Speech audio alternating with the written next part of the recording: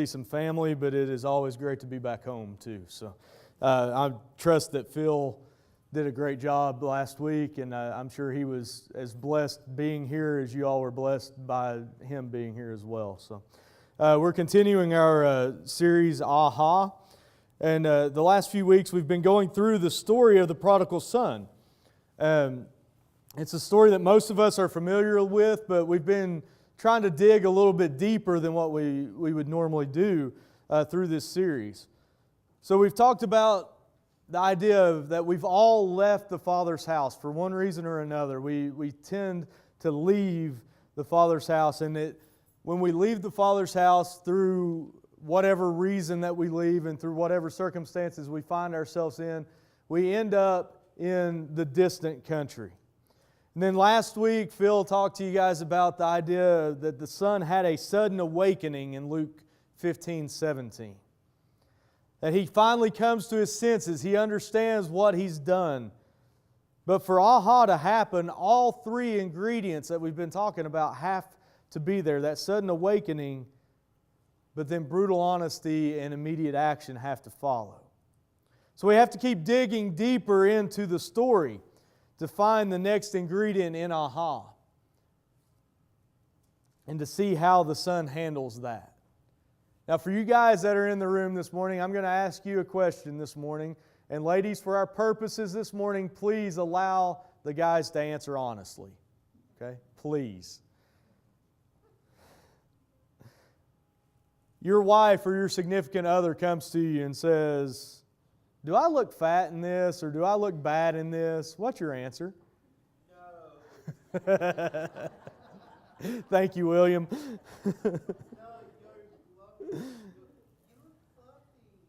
See, that's the thing, that we want sugar-coated answers sometimes, don't we? We see it in all the TV shows, we see it in all the movies. That question gets asked, and it's made into a comedy now. It's made to be funny.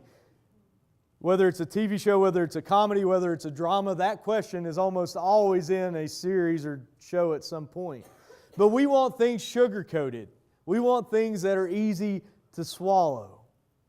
In other words, we don't want the full truth sometimes.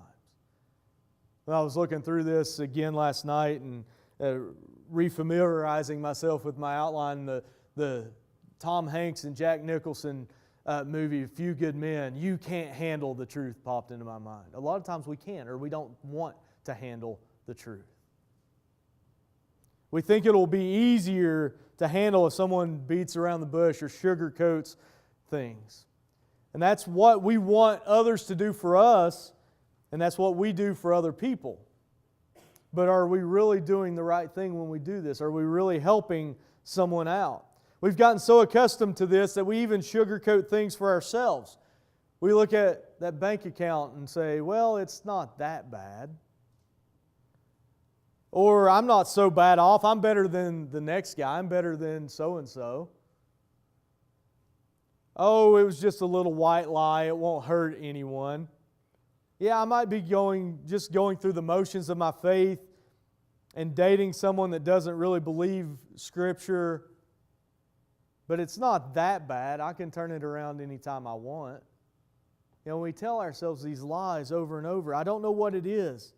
Maybe it's this that we've been told time and time again by society that there is no absolute truth anymore.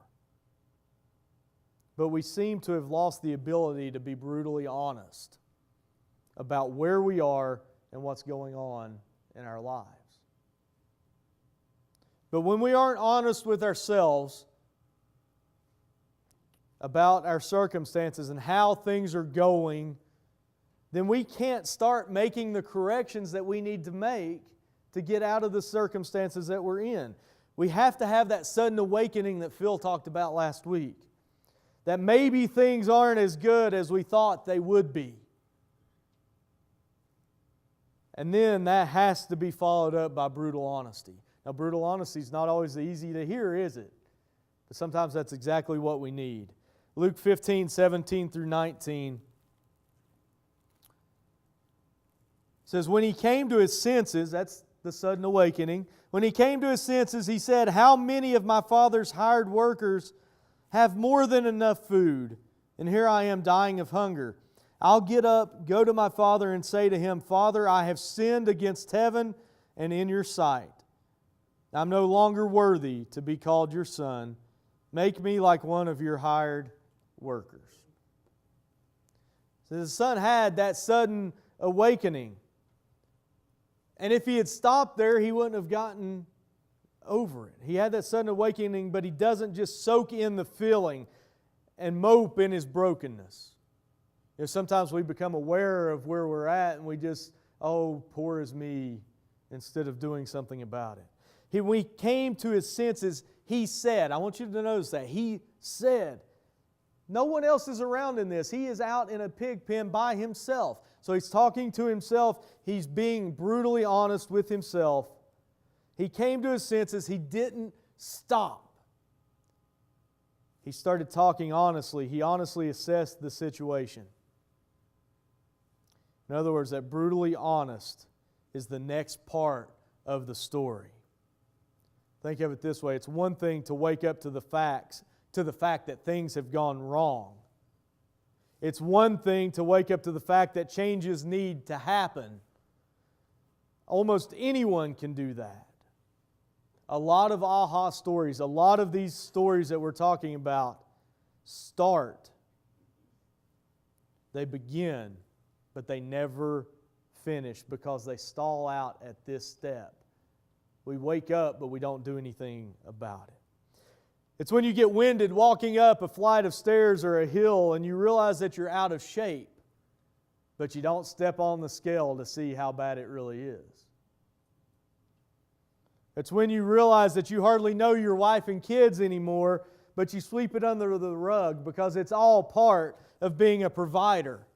There's nothing I'm doing wrong. Or it's when you get caught, but you lie to get out of trouble. It's when you're broke and alone and you blame everything and everyone but yourself.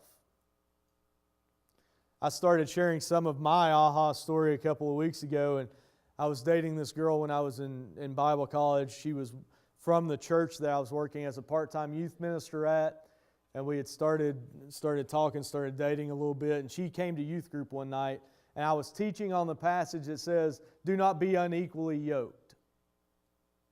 And she flat out stood up and disagreed with, not with what I said, but with what the Bible said about not being unequally yoked.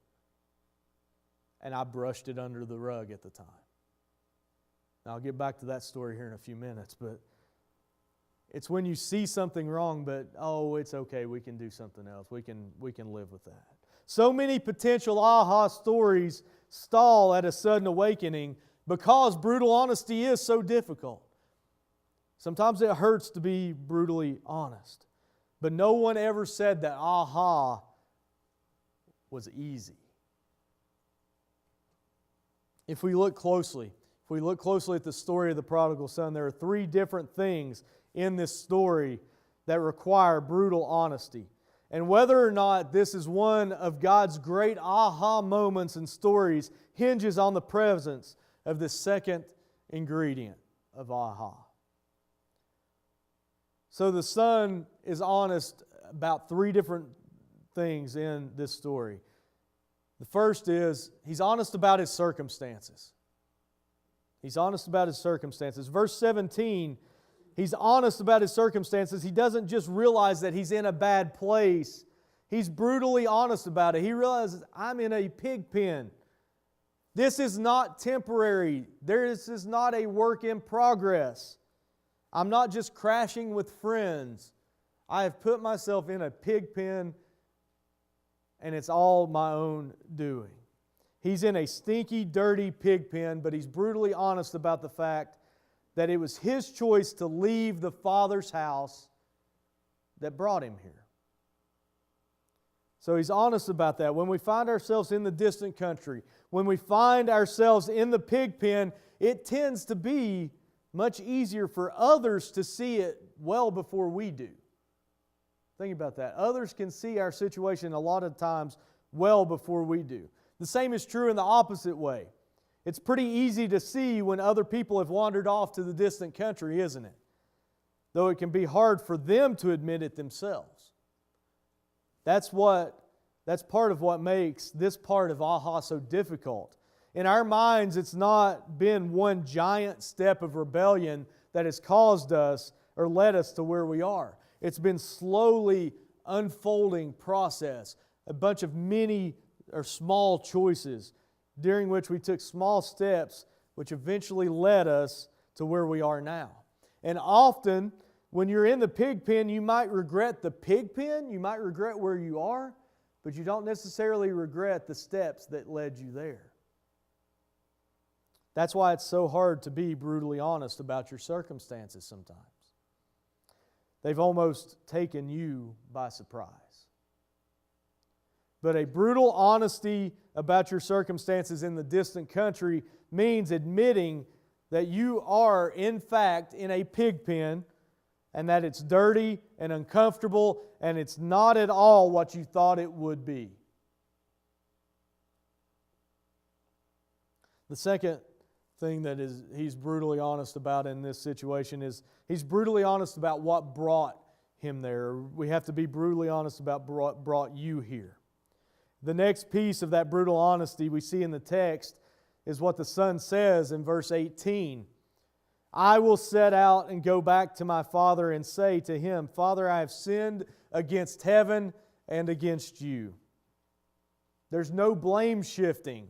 He's not blaming his circumstances on anyone else. He's not trying to pretend that it was an accident. He's not passing off responsibility to someone else. There's no hiding, there's no lying, there's no denying. There's only honesty, brutal honesty. I've sinned.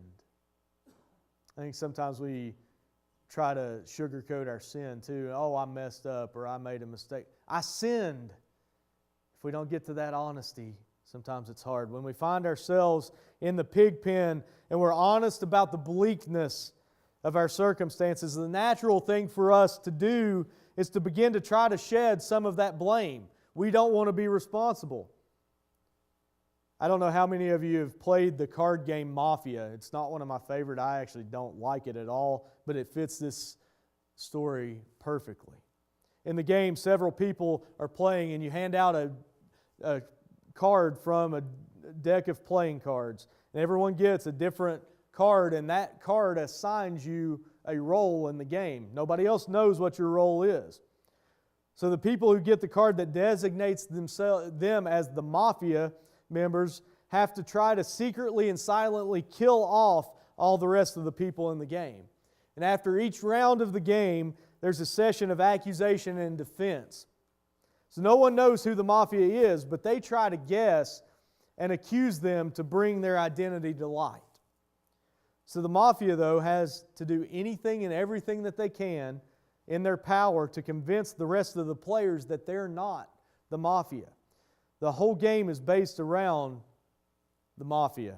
And the whole mafia is based around passing blame of what the mafia has done onto the other players. That's a lot like what happens in the pig pen. We try to pass the blame to someone else. When we get caught in the pig pen, our natural tendency is to try to find any other reason for our circumstances besides ourselves and our actions. Actually looks a lot like this clip. Tim, I'm going to have to find a way to support 3 kids. I don't know how.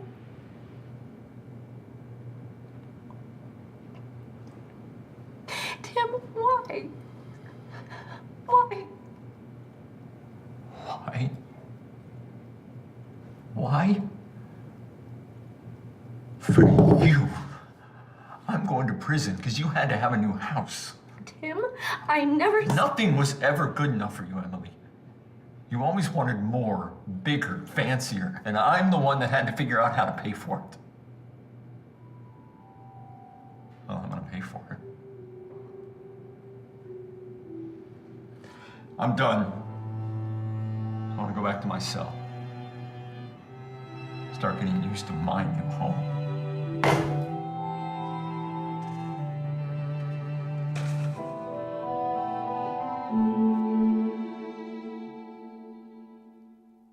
guy embezzled money from his company to provide a new house for his wife.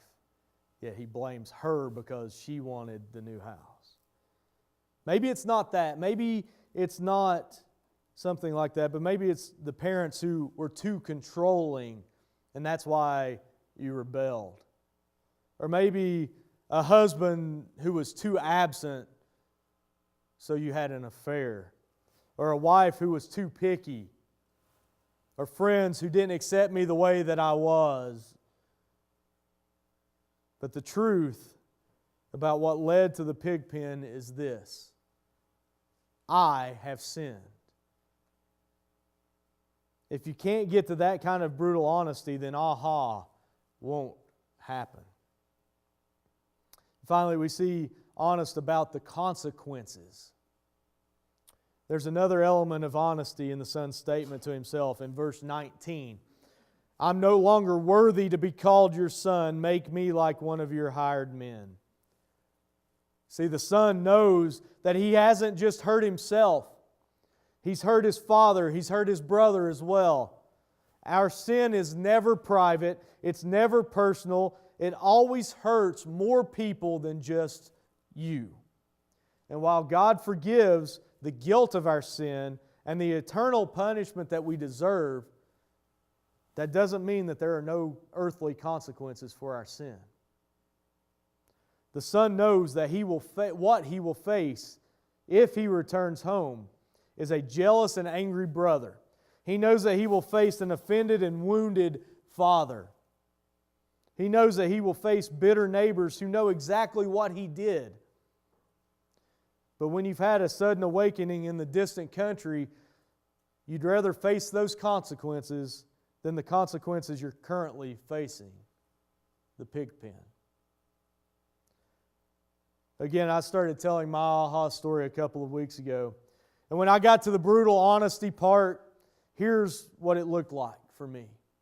The circumstances that I was in, I found out that I was just going through the motions of my relationship with Christ.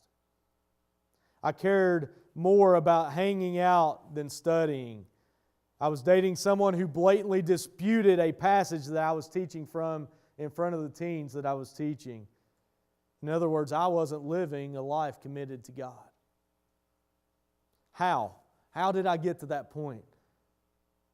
I had a little freedom for the first time. I wasn't living at home anymore. I was living away. I was living 5 hours from my mom's. I took that freedom and I thought that I could live the way that I wanted to. And it was a series of slow changes and slow decisions and slow time of making poor choices. The consequences, my relationship with God during Bible college was probably the worst time of my life in my relationship with God. Worse than any other time that I can remember. I had fallen away from Him so much that it took me a few years after Bible college, or after I had my aha moment, which was right before my last semester of Bible college. It took me a few years to get back to where it was before I left. See, brutal honesty is one of those most difficult ingredients. But aha can't happen unless honesty happens. I don't know what you need to be honest about today, but for most of us, it's probably time to look ourselves in the mirror and be honest. It's not enough just to be awakened to the fact that we're in the distant country. We have to be willing to own it, to be brutally honest about where we are, what got us there, and what's going to happen from here. So what I'd like to do as we close today is to ask you to close your eyes and listen as I ask several questions. Now, I want you to be honest with yourselves. You don't have to say anything out loud, but be brutally honest. Let God show you the places in your life where you have left His house and are wandering in the distant country. When was the last time you told your kids that you loved them? When was the last time you thought about how someone else might feel because of your actions? How long has it been since you went above and beyond to show your spouse how much you care? When was the last time you apologized first? How long has it been since you did something for someone anonymously?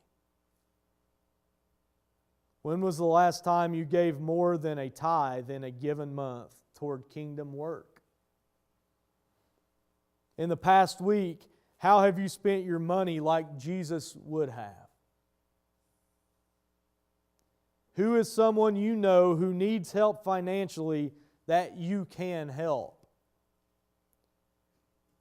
When was the last time you spent more time with your kids than your coworkers? How long has it been since you gave up your Saturday to help someone move? When was the last time you lost track of time serving someone else? How long has it been since you turned off your cell phone, didn't care what time it was, and went on a date with your spouse? Who was the last person who really got your undivided attention? When was the last time you controlled your temper instead of losing it? How long has it been since you were patient with the waiter or waitress at a busy restaurant? And finally, when was the last time people thought you looked more like Jesus than yourself in a stressful situation? I don't know about you, but my toes are sore from those questions. If you're in the distant country, if you've woken up, it's time to be brutally honest with yourself and tell the truth about what got you there and what it's going to take to come back home. The good thing is we have a loving God, a loving Father who will allow us to come back when we've walked away. Any decision you need to make this morning, whether it's coming back or coming to the Father for the first time, now's the time to do so as we stand and sing number 483, The Savior is Waiting.